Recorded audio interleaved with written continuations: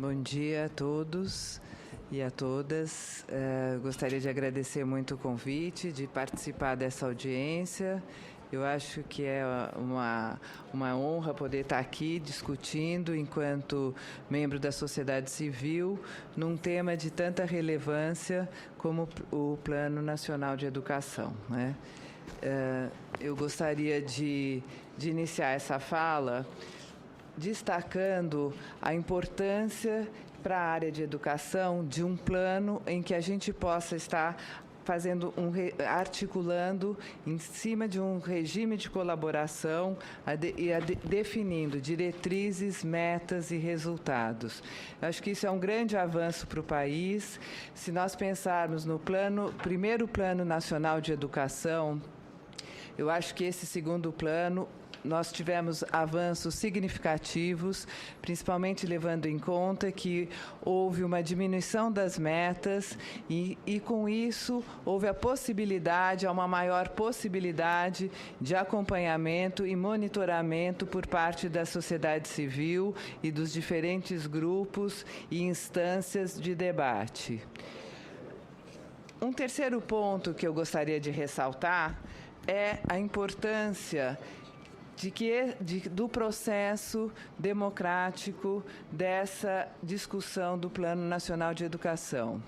Sem dúvida, nós ainda somos um país jovem, eu acho que nós ainda estamos aprendendo a democracia. E, portanto, talvez esse processo democrático tenha se estendido demais, mas, por outro lado, eu gostaria de ressaltar a importância de se ouvir os diferentes setores da sociedade, os diferentes segmentos, a importância do processo com as conferências municipais, estaduais e a CONAI, que houve a possibilidade da sociedade brasileira se manifestar em relação à educação.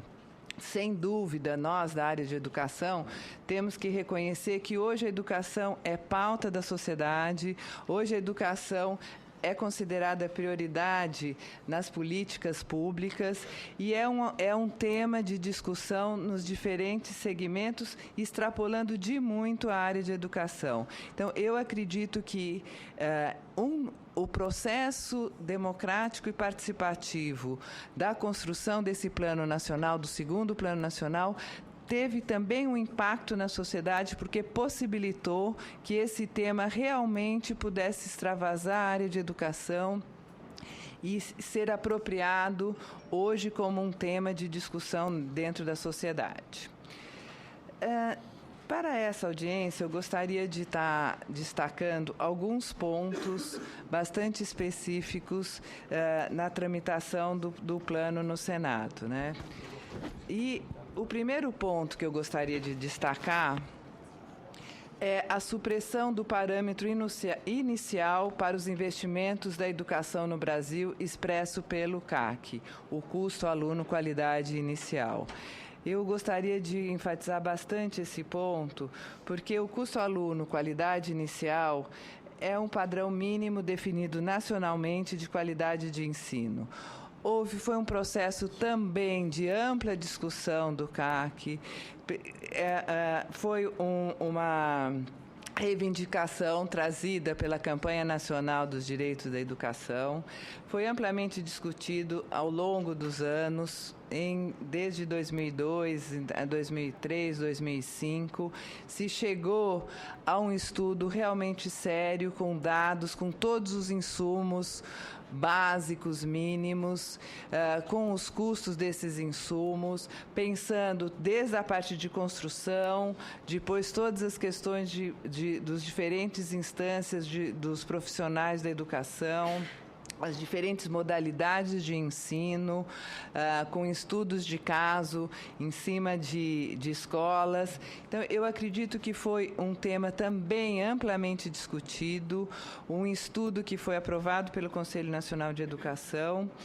E eu acho que, mais do que tudo, o custo aluno-qualidade inicial, ele traz para nós, da educação, o enfrentamento das desigualdades educacionais nesse país. E eu acho que isso é fundamental. Se nós não enfrentarmos essa questão das desigualdades, dificilmente o país como um todo, nós vamos conseguir alcançar um ensino de qualidade, nós vamos conseguir melhorar os nossos indicadores de qualidade. Porque quando nós pensamos as desigualdades educacionais, nós temos diversas desigualdades. Nós temos as desigualdades em relação ao campo e à cidade. Todos os dados mostram os piores indicadores nas zonas rurais. Nós temos indicadores das desigualdades educacionais pensando nas regiões norte e nordeste em comparação com as regiões sul, sudeste e depois também centro-oeste, né? Nós temos desigualdades educacionais enormes nas grandes cidades brasileiras, entre os centros dessas grandes cidades e as periferias dessas cidades. Então, quando nós fazemos uma análise pelo IDEB, que eu acho que não deve ser o único indicador para nós avaliarmos a educação, mas colocando que é um indicador nacional e a gente pode comparar os diferentes estados, as diferentes escolas, as regiões, nós vamos ver nitidamente que onde nós temos os resultados mais fracos na educação, eles estão localizados nos pequenos municípios rurais, eles estão localizados nas escolas das zonas rurais e eles estão localizados nas periferias das grandes cidades. E esse contingente de alunos que está localizado nessas regiões não é pequeno, não é um número residual. Ele gira em torno de uns 20% dos nossos alunos nas diferentes modalidades. Então, enfrentar essa questão, para mim, ela é fundamental para que a gente consiga ter realmente uma educação de qualidade no país como um todo, que a gente consiga avançar nessa direção. Isso significa muitas coisas, não adianta só recurso. Eu acho que essa discussão entre o que nós precisamos é recurso ou é gestão é um falso dilema. Nós precisamos de recursos e de gestão para gerir esses recursos. Não adianta, por exemplo, implementarmos o que eu estou aqui advogando, o custo aluno qualidade inicial, se nós não melhorarmos a gestão desses recursos. Mas também só melhorar a gestão não vai resolver a questão da qualidade da educação por si só. Então, para mim, isso é um falso dilema. E enfrentar as questões das desigualdades educacionais não é apenas enfrentar a questão dos recursos e do financiamento da educação. Sem dúvida, passa por todos os componentes de que é uma educação de qualidade, que é a formação de professores, que é definir um bom currículo, expectativas de aprendizagem, enfim, eu acho que existe um conjunto de fatores que faz com que a gente consiga alcançar uma educação de qualidade. Mas, sem dúvida, a questão do financiamento ela é fundamental porque ela possibilita uma construção adequada, ela possibilita uma formação adequada dos professores e possibilita, portanto, que a gente consiga cobrar desses professores, consiga cobrar das escolas, dado as condições, que ela possa trazer mostrar à sociedade bons resultados em relação à educação, que ela possa se responsabilizar pelos resultados em relação à educação. Então, eu gostaria apenas de dar alguns exemplos aqui em termos do que significa, o que é o valor do IDEB pago pelo IDEB e o que seria o valor do custo aluno qualidade inicial. Os dados últimos que eu tenho ainda são dados de uma fonte de 2010, né? Então, eles realmente não estão totalmente atualizados, mas é o dado que é possível a gente conseguir em termos de comparação. O custo aluno qualidade inicial, ele faz uma diferenciação entre as diferentes modalidades de ensino. Então, isso eu acho que também é um ganho, é um avanço muito grande. E, portanto, a creche ela exige um maior número de profissionais para um menor número de alunos e, portanto, ela vai ter um custo maior realmente desse custo aluno. A mesma coisa a pré-escola.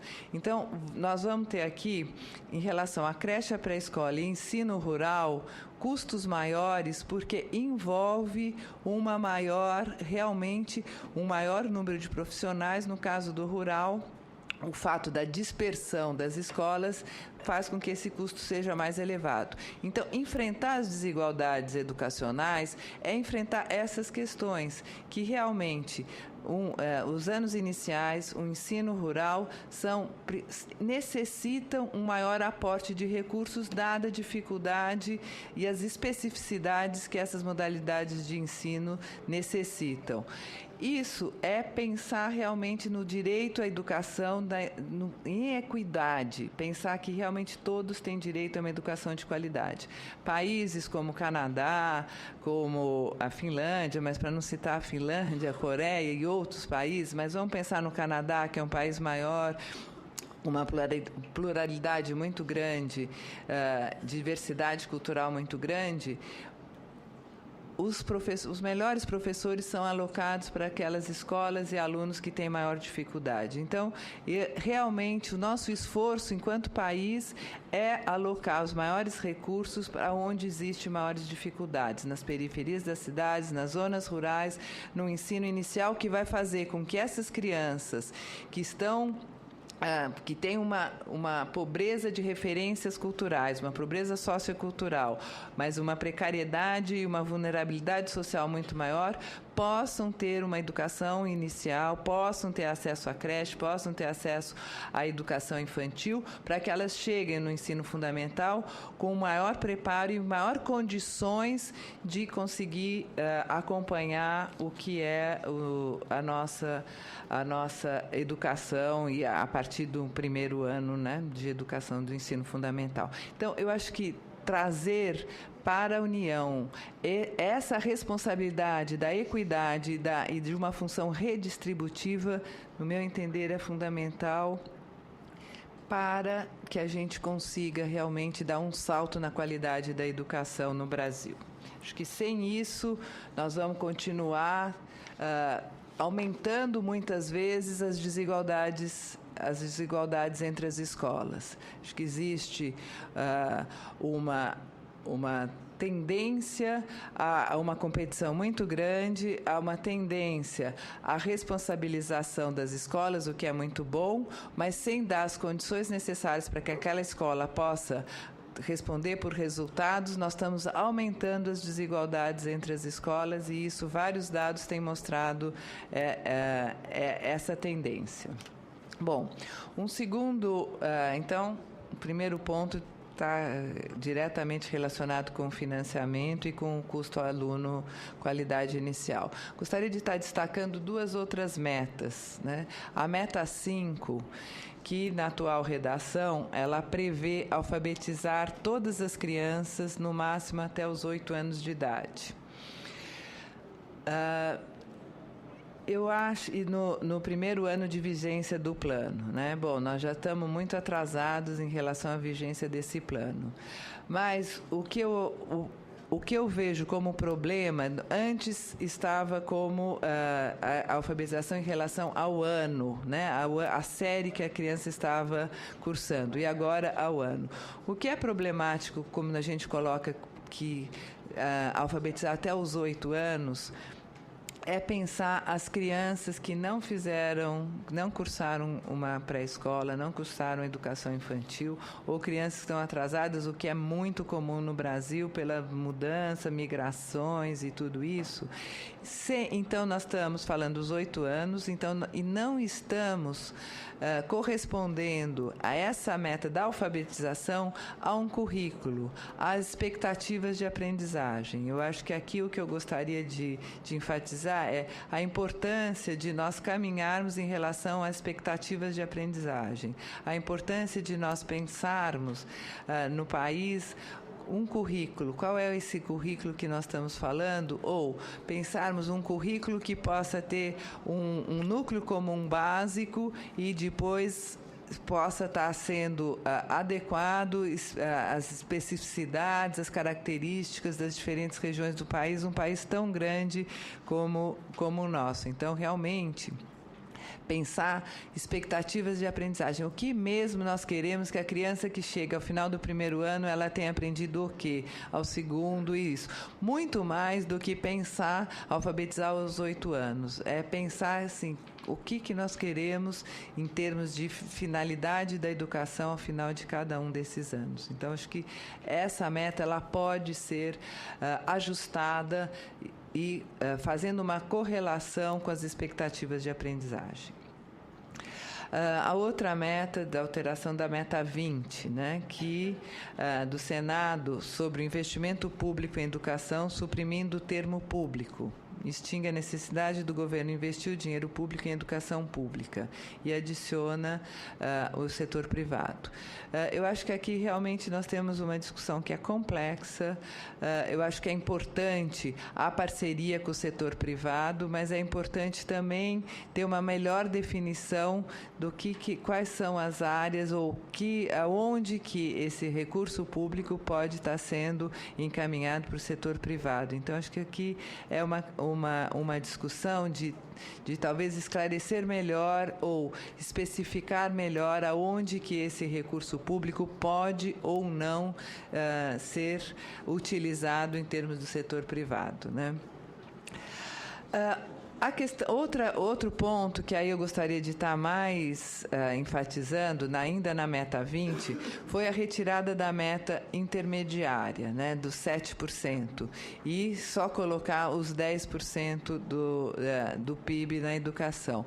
Por quê? Porque a retirada dos 7%, ela faz com que a meta ser cumprida em 10 anos, os 10%, você não tem uma meta intermediária onde a sociedade possa estar acompanhando e controlando se nós estamos na direção de cumprir a meta dos 10%. Então, esse espaço de 10 anos é um espaço que fica quase que inviabiliza esse acompanhamento e esse controle da sociedade civil. Se não inviabiliza, ele dificulta bastante. Então,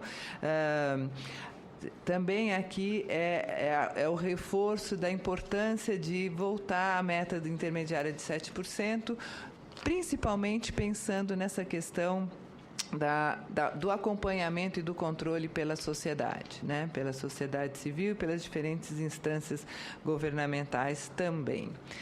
Eu acho que tem muitos pontos que o Plano Nacional ele avançou.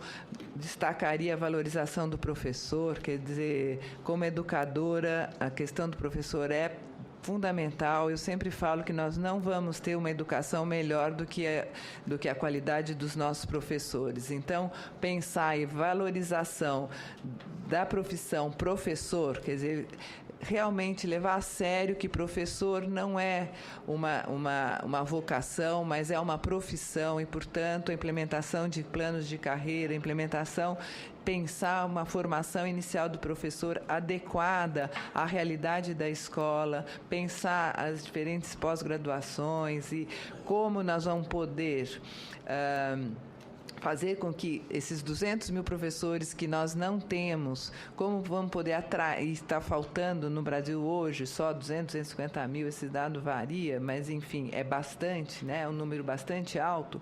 Como nós vamos atrair profissionais para que eles possam vir para a sala de aula e estarem assumindo principalmente as áreas das exatas, física, química, ciência, biologia, que existe uma falta enorme de professor. Então, a importância do plano da valorização do professor e pensar o professor como profissão. Importante a carreira do professor, não é apenas o salário é importante sim, mas é a carreira, ter uma carreira do professor como uma profissão, né, desse país, e valorizado como uma profissão e, portanto, é a questão da formação inicial fundamental.